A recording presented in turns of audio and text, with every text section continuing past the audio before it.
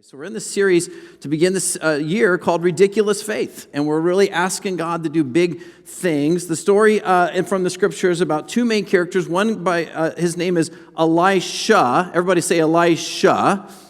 Good. And the other one is Elijah. Everybody say Elijah. All right, so there's two different people, okay? Elijah was the greatest prophet in the Old Testament. No one was better. He was the GOAT. Do you know what GOAT stands for? Greatest of all time, right? So he was the Michael Jordan of the Old Testament. Anybody who thinks that LeBron is anywhere close to him, you're wrong. You're naive. We can talk about it later, but he was the Michael Jordan of the Old Testament. He was incredible. And there was this guy named Elisha who was coming alongside, and Elisha asked for a double portion, which was just ridiculous faith. He said, God, I know Elijah did all these things, but I'd like to ask for a double portion of that. And God miraculously granted that request and used Elisha to do 28 miracles in the Old Testament. Elijah had only done 14. The point of the miracles wasn't for God to show off his power. To be super clear, this isn't a health and wealth and prosperity kind of a message. We've never been in that camp. The point of the miracles was to have an impact on people. That's what we're about. Double the impact on people so that more and more and more people will be a part of that. Rochelle said, what am I going to do with double mint gum? Well, I can tell you I could have done a lot more with Dairy Queen Blizzards. What's better than one blizzard, two blizzards, but that budget didn't allow for that. So come back for your one double stuffed Oreo next week, right? What I like about Elisha is he's bold enough to ask God for big things. We serve a big God. Would you agree with that? Do you think we serve a God that's just kind of like not that big of a deal? I think we serve a God who can do miraculously big things, and he's just waiting for people with the right heart and the right humility for him to work through. Let's go to the scripture, 1 Kings chapter 19, verse 19. 1 Kings chapter 19, verse 19. If you're following along your paper Bible, that's about somewhere in the early part of the Old Testament. On your phone, you might want to follow along. It's also on the screen. So Elijah went up from there and found Elisha, son of Shaphat. He was plowing the 12 oxen right along there, and he himself was driving the 12th pair. Elijah went up to him and threw his cloak around him. Now, there's a lot that I need to unpack in this one little verse. The first is, did you notice, is it really clear to you? He's really wealthy. Did you get it from that verse? Well, you might think, why? How would you know that? Well, oxen in their culture was like cars in our culture. How many did he have? Think about it again. 24. He was 12 pair of oxen. So has anybody got 24 cars here?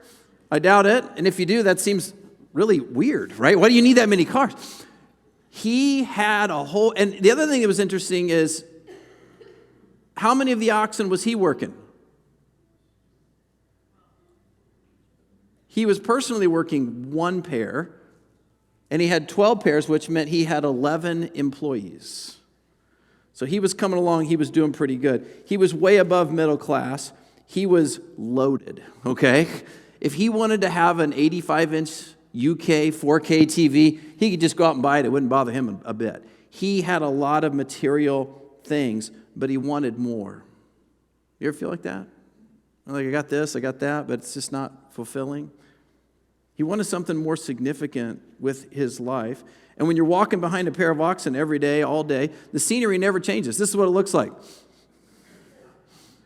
How many of you just think that's a great thing to look at, for a lot of your life, and just times it by, there's 11 more that you're looking at. Some of you might be asking that question in your life. Is this all there is? I just go to work, and I work the shift work, and we make all the money, and we got this, and we got that. But, it's like I get 2 weeks of vacation a year that I really enjoy, but the rest of it's just kind of a grind. Maybe you look at your coworkers and you're just sick of being around them and you think, they look like the rear ends of the oxen and I'm tired of dealing with these people. By the way, don't go to work tomorrow and tell them that I said that, okay? Tell them that the Bible said it. No, don't tell them that at all. Some of you are parents and you feel like it's just diapers, laundry, dishes all day long and it's never going to change. Are we ever going to get there? Is this all that God created us to be? Don't you wonder if maybe God has something bigger for your life? You think maybe he has a bigger purpose for you? Listen, friends, I promise you that God has a bigger plan for your life, but you will never discover it if you are not boldly seeking God. We don't just stumble into this. He was boldly seeking God. He was boldly seeking God. That's why Elijah showed up. We'll go and put this on the screen. First, Kings 19, verse 19 is the last sentence of that verse we saw earlier. That's why Elijah was sent to him. And he threw his, what? His cloak. Now you think, well, that's weird. Cloak was a symbol of authority. Elijah was saying, that which has covered me is now going to cover you. You're going to be my student. I'm going to be your mentor. So the calling on Elijah is being offered to Elisha. This was not an easy decision because it meant he had to leave everything. He had to give up the luxuries and amenities of his life. But what does he do? Verse 20, 1 Kings chapter 19, verse 20. Elisha then, what's the next word? Elisha then left. He was boldly seeking, and when God showed up, he was ready to go. He left his oxen, and he ran after Elijah, and he said, let me kiss my father and mother goodbye, because this is going to be an altering portion of my life, and then I will come with you. Go back, Elijah said, what have I done to you? You can do that. Verse 21, radical faith, ridiculous faith. Verse 21, so Elisha left and went back to him. He took his yoke of oxen and, say it with me, slaughtered them. 24 oxen. Poor day for them. He then, say the next word, he then burned the plowing equipment to cook the meat and gave it to the people, and they ate. He set out to follow Elisha and became his servant. In a moment, he changed his whole life. Everything that he had worked for, everything that he'd put his time and energy and effort in, gone. It was like, we're burning the boats because we're not going back to sea because we're going to fight this battle. We're going to do this particular thing. We're going to go all in. When I think about going all in, I want to just kind of do a quick poll. When you get into a pool, okay, now we're not around pools very much because it's cold right now, but are you the kind of person that kind of puts your toe in and you kind of just ease in? Or are you the type of person that goes in with the cannonball? Okay, so we're going to see what we got here in the room. How many of you are like, you kind of ease into the bowl? Just go ahead and raise your hand. That's me. I don't like to get in too fast. It's cold. How many of you are like, we're going in, cannonball, I don't care? Raise your hands. That's awesome. Good for you. I wonder if we were to describe our faith like that. Are we the kind of people with our faith that are kind of like, I'm going to maybe try just one little thing here, and that'll be enough for God? Or am I going to go all in? I saw this thing on social where this guy by the name of Jacob, he was on vacation. A Jamaican tour guide was trying to get him to get ready for this kind of neat thing. They were going to rappel down this thing. And Jacob was not a kind of guy that was going to put his toe in. He was the kind of guy that was going to go all in. It's pretty funny. Check it out. Jacob, wait till me get the rope. Jacob, where you go? Jacob! Come back, Jacob. There he goes. Jacob, God, Jesus. Oh, my goodness. I hope and pray that my faith can be like Jacob. That I'm just like, wherever you want to go, God, whatever you want to do.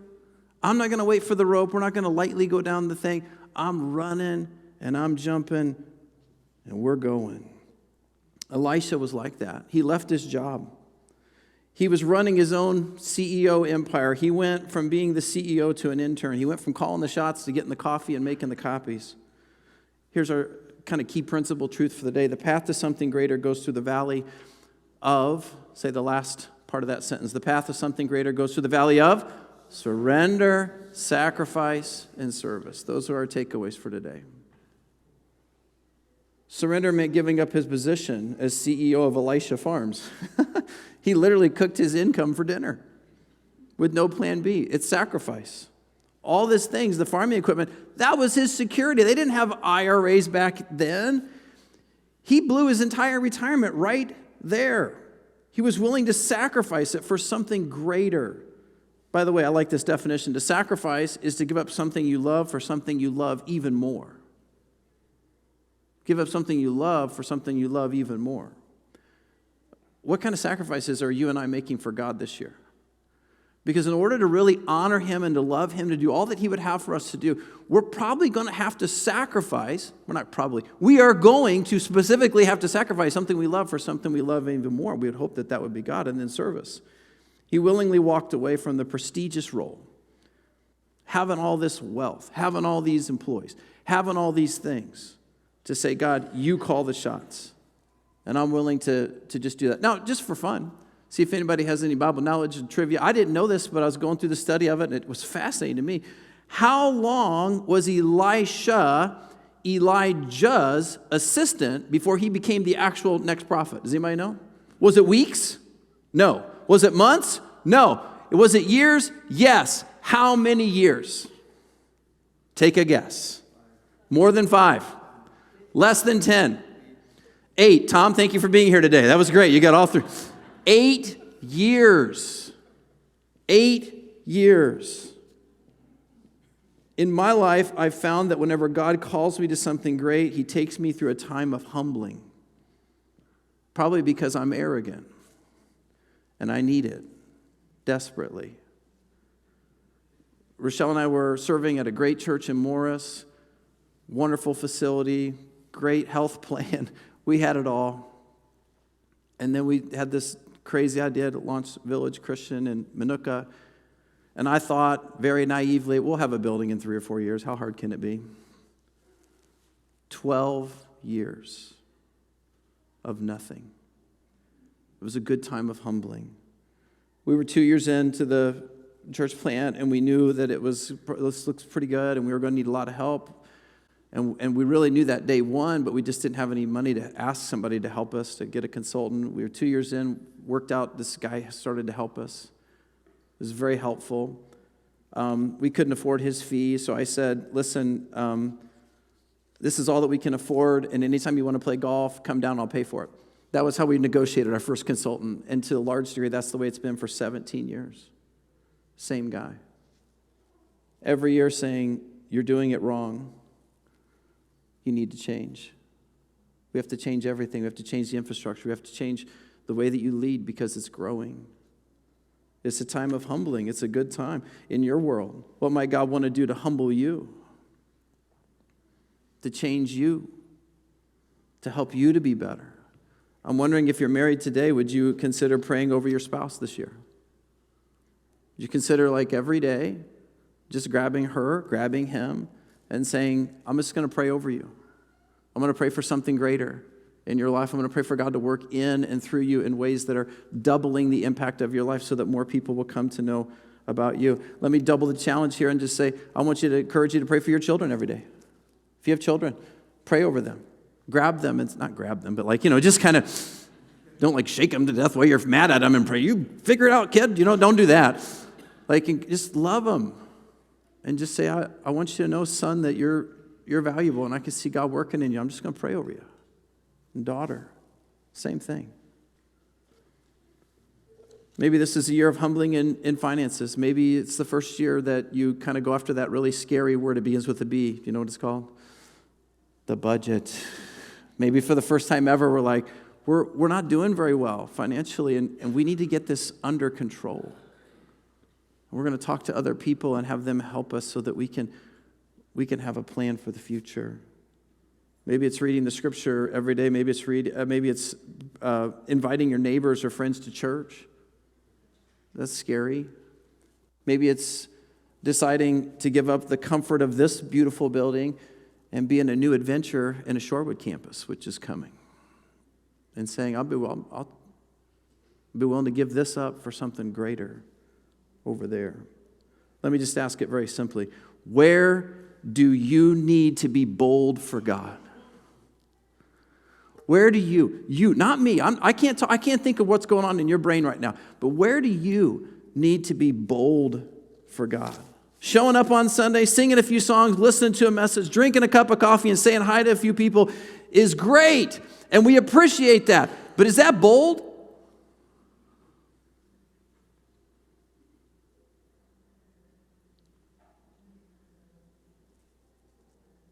Where do you need to be bold for God? Where does it need to go beyond that? Maybe it's serving for the first time. We're going to need to, I think, send teams of people to Shorewood. I think I'm going to be on, I'm a little concerned in a great way that we're going to outgrow this. There are 2 services here. We'll probably have to add a service. That's great.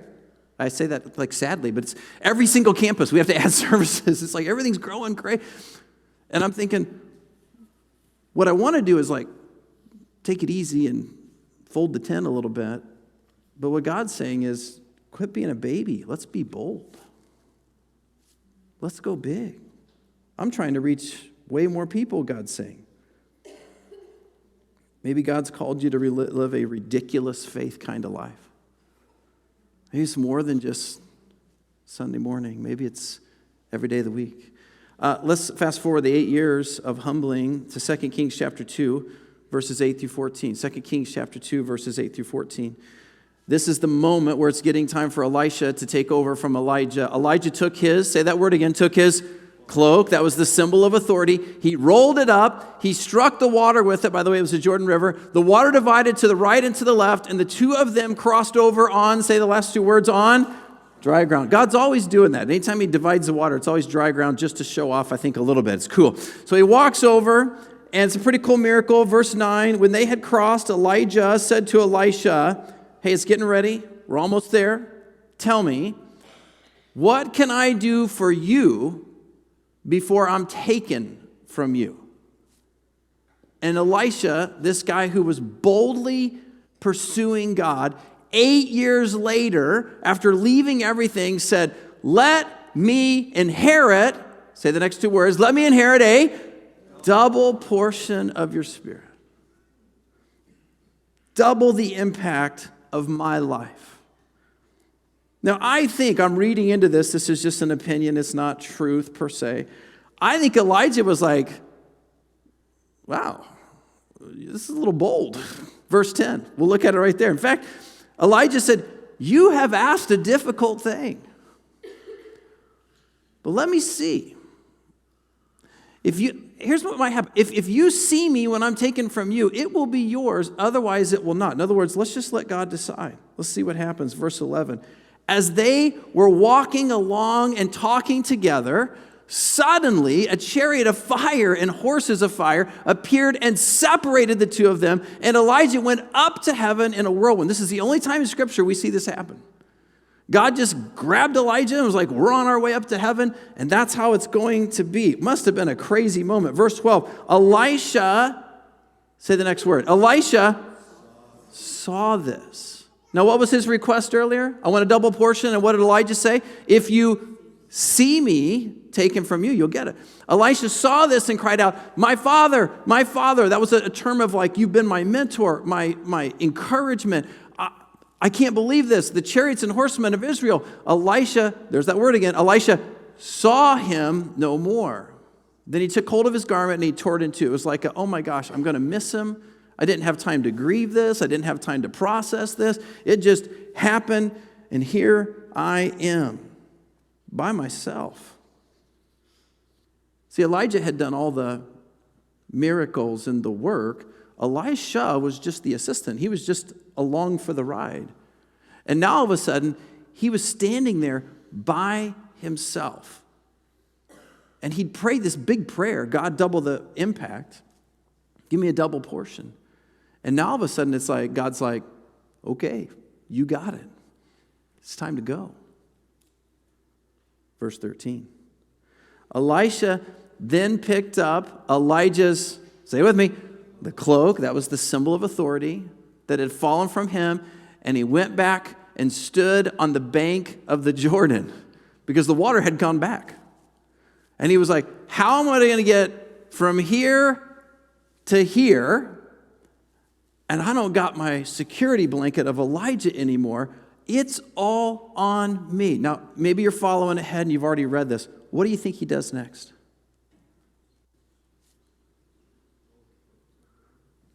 How did he get over there? He did the exact same thing that Elijah did. Verse 14, he took the cloak that had fallen from Elijah and he struck the water with it.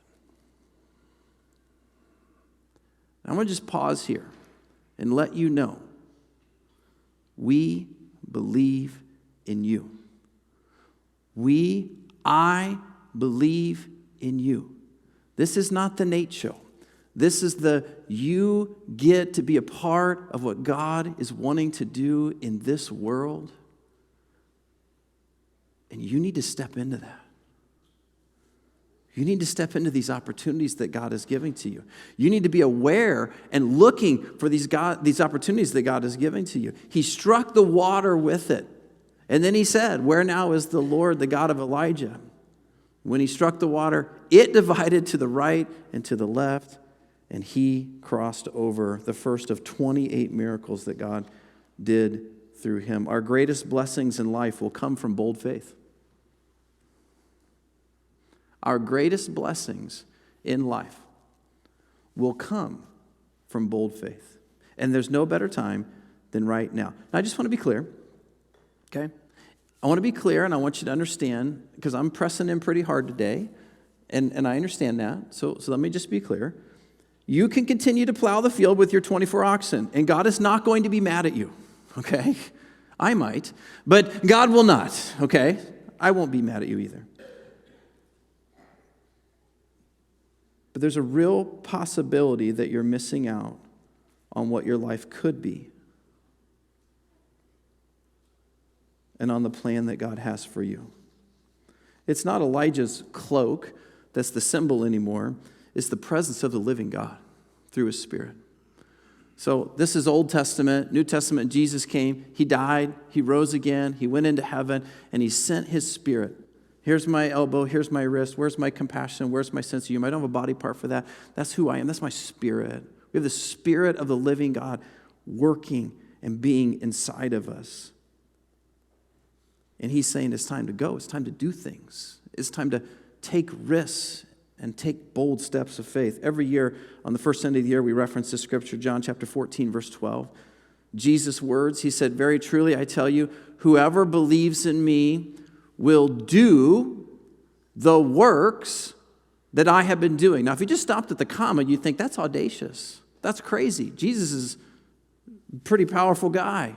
But he is saying clearly to us, these are his words, if you believe in me, you're going to do the same things that I've been doing. And if that's hard to believe, check out the last part of that verse. And they will do even, say the next four words. Yeah, and they will do even greater things than these. Because I'm going to the Father. I'm going back to heaven, but I'm sending my Spirit in you to do greater things. That scripture has been such a challenge for me over the course of my life. So much so that in our room online, you may not be able to see this, but everybody kind of look to my left, your right. Do you see the greater than sign over there? There it is. We have that greater than sign, and we said, we're going to commission this. We had great friends who put that together for us and just did a beautiful job, and we said, we're gonna see that every Sunday, and we're gonna pray, God, do greater things.